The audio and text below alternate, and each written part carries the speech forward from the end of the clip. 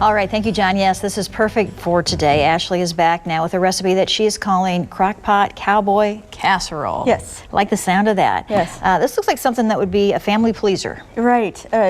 Potatoes and meat always go well at our house. And, you know, it's just a few ingredients that you can throw together in a matter of minutes and put it in the crock pot on your way to work or out doing chores, and you're ready to go. Great. All right. So, is this your recipe, Ashley? Or? No, I stole it off of Pinterest. And you've been using it for a while. Yes, it's a family favorite. We're looking at some of the ingredients right here, and I know it's a lot to write down, so we do have it on our Pure Nebraska Facebook page that you can grab it later. So tell us how you make it.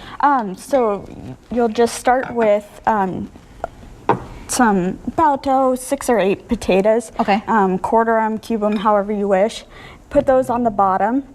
And right here we just have a half recipe. Obviously double it to make the full. If you have a bigger crock pot and everything. Yep. Okay. And then you can go ahead with the meat. So brown the hamburger, it looks like. Okay. Brown that ahead of time and get that in there. And then go ahead with your onions as well. I always love onions. Yes. Makes it taste so good. Right.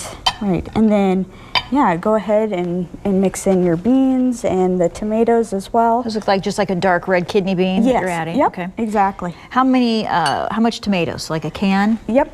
Okay. And you don't need to drain them or anything. The moisture in there is good. And then 1/4 cup of water. Oh, that's all you need. I wondered if you needed anything else. But sometimes I go a little heavier, you know, depending on if I'm not sure if I'm going to be home right away. Oh, and all that good stuff. And then your spices. What is that? Salt? Salt and pepper. Pepper, okay.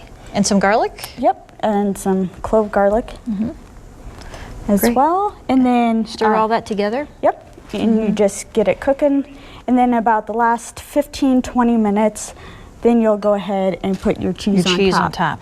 And I always go a little heavier on the cheese, just I like cheese too, but since I'm dealing with John, I have to be careful. I can't have so much cheese. So here's the finished product right over here. Right.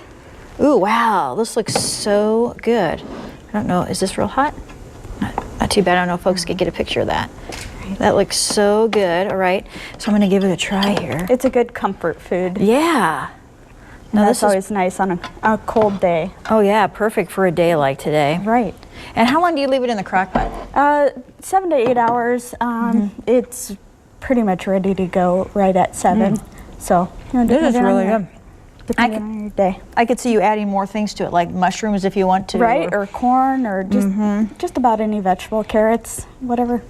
It is very good. likes. And like I said, the recipe is on our Facebook page. We'll send it back over to John.